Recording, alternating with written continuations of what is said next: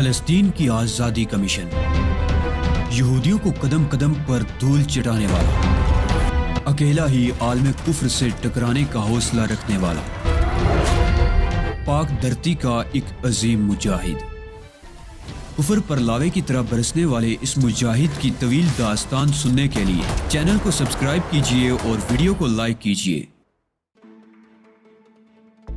اب ہم دونوں تمہارے پاس آئے ہیں تاکہ تمہیں اس گراؤنی سازش سے آگاہ کر دیں، تارینہ نے کہا، اور میری آنکھوں میں دلچسپی کی چمک پیدا ہو گئی۔ چند لمحے میں خاموشی سے ان دونوں کی شکلیں دیکھتا رہا۔ بہت عجیب لگ رہی تھی وہ دونوں۔ کیا سوچ رہے ہو علی؟ تارینہ نے مجھے خاموش دیکھ کر کہا۔ بہت سی باتیں تارینہ، میں نے مسکراتے ہوئے کہا۔ ان میں کچھ مسکرانے والی باتیں بھی شامل ہیں۔ تارینہ نے پھیکی سی مسکراہٹ سے کہا۔ ہاں تارینہ، مجھ پر تمہارے احسانات اور اب ان کی تعداد بڑھتی جا رہی ہے۔ تم نے ہم پر پہلے احسان کیا تھا علی، اس مشن کی تکمیل کی تھی جو ہمارے لیے درد سر بنا ہوا تھا، اور یہ سب کچھ بے لوث اور بے غرض ہو کر کیا تھا۔ اس سے تمہاری شخصیت کی عظمت کا نقش میرے دل پر ثبت ہو گیا۔ اس احسان کے صلے میں ہماری طرف سے جو سلوک تمہارے ساتھ ہوا، اس پر شرمندگی اٹھانا پڑی ہمیں۔ یہ ساری باتیں اور اس کے بعد حالات کچھ ایسے ہو گئے کہ تم ہم وطن یا ہم نسل نہ ہونے کے باوجود اجنبی نہ رہے، اور تمہارے بارے میں سوچتے ہوئے یہی لگا کہ کسی اپنے کے بارے میں سوچ رہے ہیں۔ اگر اس اپنائیت کو عشق کہا جا سکتا ہے تو میں اس عشق کا اعتراف کرتی ہوں۔ پھر میں تمہیں بتا چکی ہوں کہ میں اور مسٹر آئنشلائر اصولی طور پر فلسطینی مقاصد سے ہمدردی اور اسرائیلی غنڈہ گردی سے اختلاف رکھتے ہیں، اس لیے جس حد تک بن پڑتا ہے ہم اپنا فرض پورا کرتے ہیں۔ اس طرح تم پر کوئی احسان نہیں ہوا۔ تارینہ مسلسل میرے الفاظ کے سلسلے میں صفائی پیش کر رہی ہے۔ سوری علی، یہ بات میں نے صرف اپنے لیے کہی تھی۔ سائکا نے ہنس کر کہا۔ ڈیبو ہاربو سے تم لوگوں کی کیسے واقفیت ہے؟ میں نے سوال کیا۔ مسٹر ہاربو ریڈ پینتھرز کو تسلیم کر چکے ہیں، لیکن تارینہ کی ان سے ذاتی ملاقات تھی۔ ہمارے ذہن میں تمہاری تلاش کے لیے انہی کا نام آیا۔ میں تم دونوں کا شکر گزار ہوں۔ اب بات اس سازش کی ہو جائے تو بہتر ہے جس کا تم نے ابھی اپنی گفتگو میں حوالہ دیا۔ اس کی تفصیل ہم تمہیں یہاں فراہم نہیں کر سکیں گے۔ تمہیں تارینہ کے وطن چلنا ہوگا۔ سائکا مسلسل بولے جا رہی تھی۔ کیوں تارینہ؟ ہاں علی، وہاں مسٹر آئنشلائر سے تمہاری ملاقات ضروری ہے۔ اہم دستاویزات انہی کی تحویل میں ہیں۔ اس کے بارے میں کچھ مختصراً۔ یقیناً علی، یہ بتاؤ لائن آف کروزل کے بارے میں کچھ سنا ہے؟ تارینہ نے پوچھا۔ نہیں، میرے لیے یہ اجنبی نام ہے۔ ساؤتھ افریقہ کا ایک گوشہ جو عام راستوں سے ہٹ کر ہے۔ مہذب دنیا اس غیر مہذب علاقے کی طرف کوئی توجہ نہیں دیتی۔ اسی سبب وہ دشوار گزار علاقہ دنیا کی نظروں سے پوشیدہ ہے۔ وہاں موجود چھوٹی چھوٹی آبادیوں کو لائن آف کروزل کا نام دیا گیا ہے۔ ان تمام بستیوں کی ایک مشترکہ حکومت تیروڈا کے نام سے تشکیل پا گئی ہے۔ کیا یہ نام دنیا کے نقشے پر موجود ہے؟ میں نے تعجب سے پوچھا۔ قطعی نہیں، اسے دنیا کے نقشے پر لانے کی ضرورت ہی نہیں محسوس کی گئی۔ شاید اس کی بنیادی وجہ اس حصے کے حالات سے دنیا کی بے خبری ہے۔ وہاں کے بارے میں یہی مشہور ہے کہ وہ ایک خطرناک علاقہ ہے جس کی آبادی وحشی قبائل پر مشتمل ہے، جیسا کہ افریقہ کے بعض اندرونی حصوں کے بارے میں تصور کیا جاتا ہے۔ بہت کم لوگ وہاں کے اصل حالات کے بارے میں کچھ جانتے ہیں۔ تم نے کہا تھا کہ ان آبادیوں نے کوئی مشترکہ حکومت بنا لی ہے۔ ہاں، اسے تیروڈا کے نام سے پکارا جاتا ہے۔ میں متعجبانہ انداز میں اسے دیکھ رہا تھا۔ ابھی تک کچھ سمجھ میں نہیں آیا تھا۔ تارینہ نے تھوڑی دیر کے بعد کہا، تم اسے ایک پراسرار مملکت کہہ سکتے ہو جہاں کے وحشیانہ رسم و رواج دنیا کے لیے ناپسندیدہ ہیں، لیکن جہاں جدید دور کی تمام سہولتیں مہیا ہیں۔ چند علاقوں سے وہاں کے لیے ہوائی سفر کی سہولت بھی مہیا ہے۔ غیر مہذب آبادی کے مسائل کے حل کے لیے وہاں محکمے قائم ہیں۔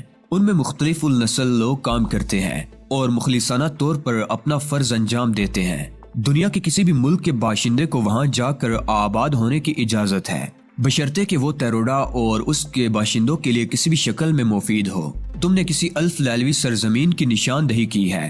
بہرحال مجھے اس مہم کے بارے میں بتاؤ جو میرے لیے دلچسپی کا باعث ہو سکتی ہے۔ میں نے کہا، کیا یہ ممکن نہیں ہے علی کہ تم ہمارے ساتھ چلو اور ہم مسٹر آئنشلائر سے اس سلسلے میں تفصیلی گفتگو کر لیں؟ میرے ذہن میں ایک خدشے نے سر ابھارا ہے۔ کہیں یوں تو نہیں کہ آپ دونوں خواتین امریکہ میں مجھے خطرے میں محسوس کر رہی ہوں اور اس بہانے مجھے یہاں سے لے جانا چاہتی ہوں؟ اگر امریکہ میں تم خطرے میں ہوتے علی تو ہم ایسی کوشش بھی کر سکتے تھے، لیکن ایسی کوئی بات نہیں ہے۔ یہاں تمہارے بہت سے ہمدرد موجود ہیں جو دن رات تمہارا تحفظ کر سکتے ہیں۔ رہی بات مسٹر جوشو کے قاتلوں کی، تو وہ اب بہت سی نگاہوں کا نشانہ ہے۔ وہ تمہیں پھانسنا چاہتے تھے لیکن اس میں کامیاب نہیں ہو سکے۔ تمہارے سلسلے میں وہ آج بھی ناکامیوں سے دوچار ہیں اور صرف سر پٹک رہے ہیں۔ ایسے لوگوں کی طرف تو تم جب چاہو متوجہ ہو سکتے ہو۔ دوبارہ امریکہ واپسی تمہارے لیے مشکل تو نہیں ہوگی۔ تمہیں یقین ہے یہ مہم میرے معیار پر پوری اترتی ہے؟ 100%۔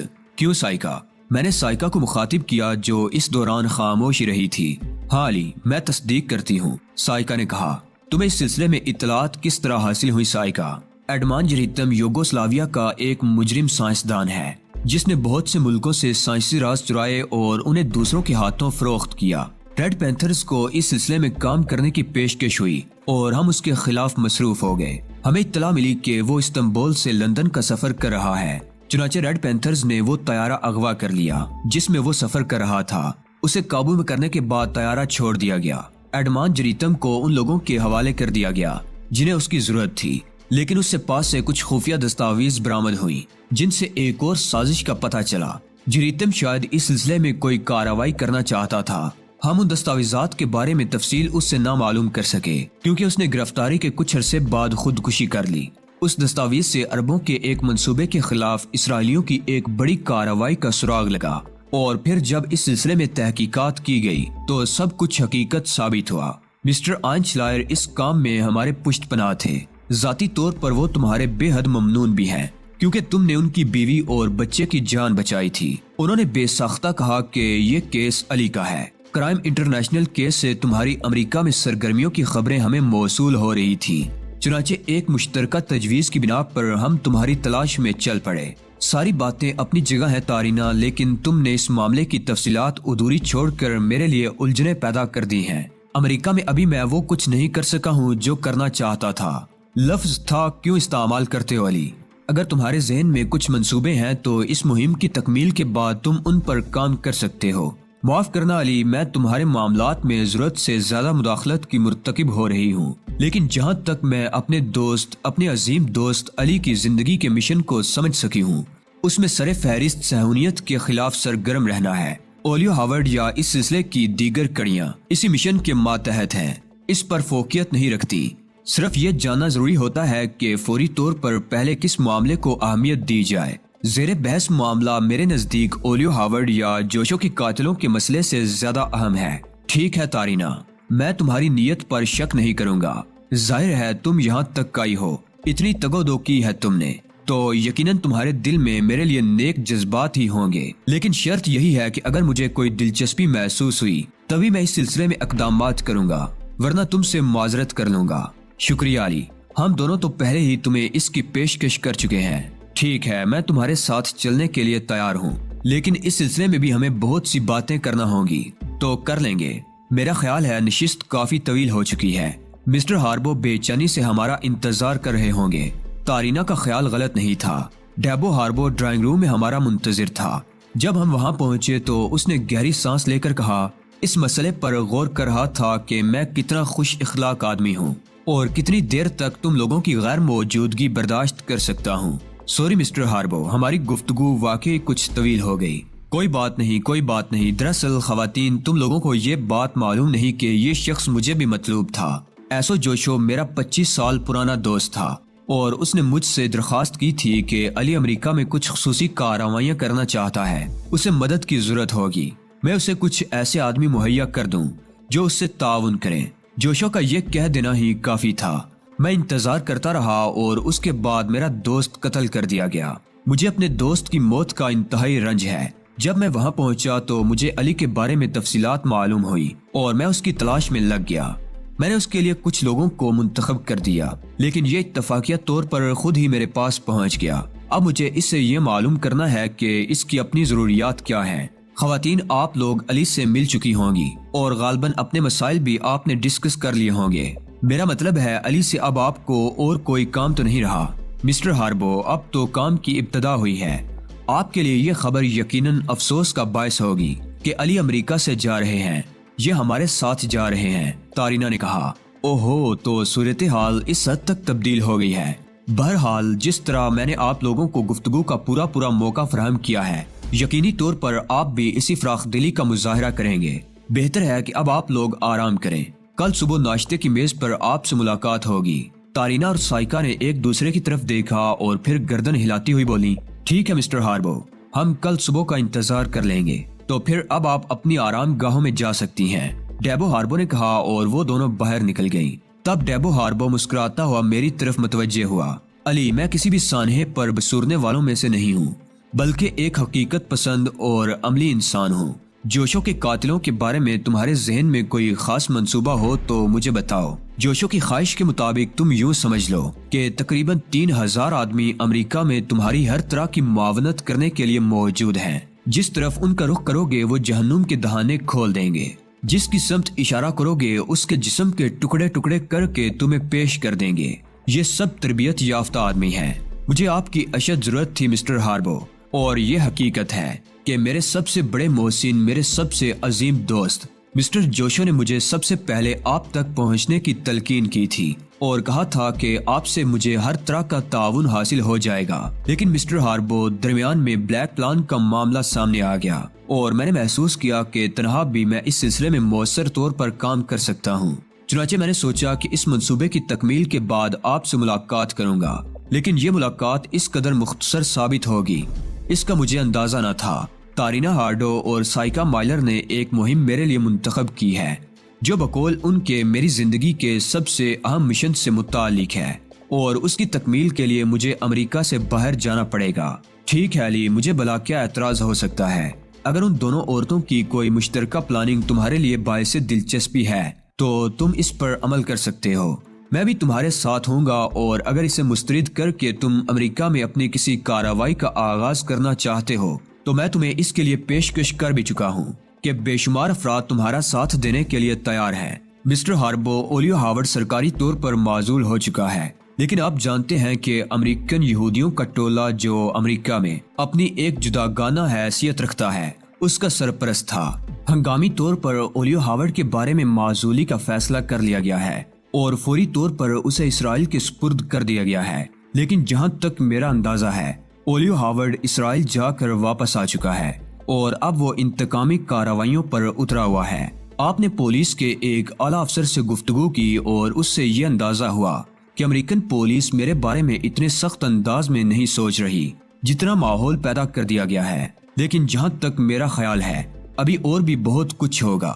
میں آپ سے یہ معلوم کرنا چاہتا ہوں کہ اگر میں کچھ عرصے کے لیے امریکہ سے چلا جاؤں تو کیا یہاں کے معاملات آپ سنبھال سکتے ہیں؟ یقیناً، کیوں نہیں۔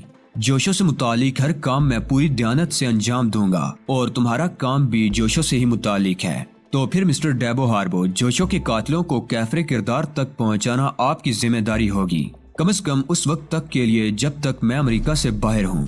بالکل مناسب، یہ کام میں سر انجام دوں گا، ڈیبو ہاربو نے جواب دیا۔ ہربس بھی ہمارے ساتھ موجود تھا، لیکن اس دوران وہ مکمل طور پر خاموش رہا تھا۔ میں نے ڈیبو ہاربو سے کہا، مسٹر ہاربو، آپ سے ملاقات میری خواہش تھی۔ جیسا کہ میں بتا چکا ہوں، ہربس میرا اس وقت کا دوست ہے جب میں برکلے یونیورسٹی کا طالب علم تھا۔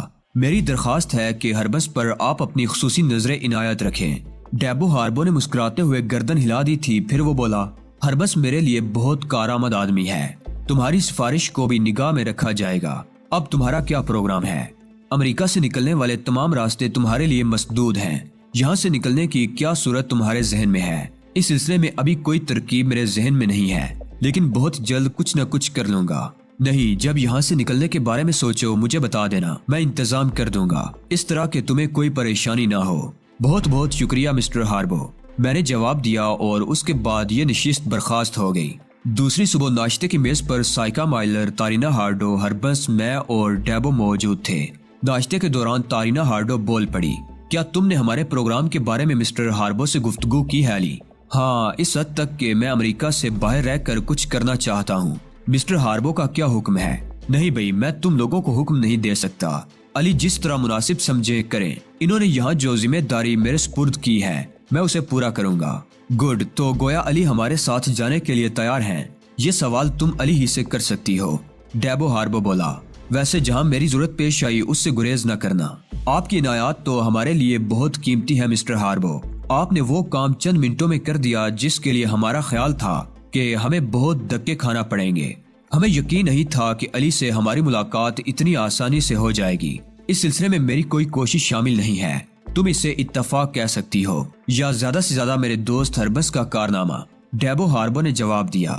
ناشتے کے بعد میں نے ان دونوں سے پوچھا، تمہارا اب کیا پروگرام ہے؟ یہاں سے روانگی کب تک ہوگی اور یہاں سے نکلنے کے لیے طریقہ کار کیا ہوگا؟ تمہیں معلوم ہے کہ امریکی پولیس اور میرے دشمن میری طاق میں ہیں، اس کے لیے کوئی نہ کوئی بندوبست کر لیا جائے گا۔ تو پھر پہلے ہمیں یہاں سے واپس سان فرانسسکو جانا ہوگا، تہذیب وہی موجود ہے۔ میں نے کہا ٹھیک ہے، ہم لوگ بھی چل سکتے ہیں نا، اگر تم پسند کرو۔ مسٹر ہاربو سے ہمارا رابطہ قائم رہے گا، ہمیں جو بھی مشکلات پیش آئیں گی ان کے لیے وہ ہماری مدد کریں گے۔ تو کیا یہ بہتر نہیں ہوگا کہ ہم آج ہی یہاں سے روانہ ہو جائیں؟ میں بھی یہی چاہتا ہوں، کیوں ہربس؟ بالکل بھائی جی، میرا آج یہاں سے روانہ ہو جانا بہت ضروری ہے، تو ہربس تم ہم سب کے لیے انتظام کر لو، میں نے کہا، اور ہربس گردن خم کر کے وہاں سے چلا گیا۔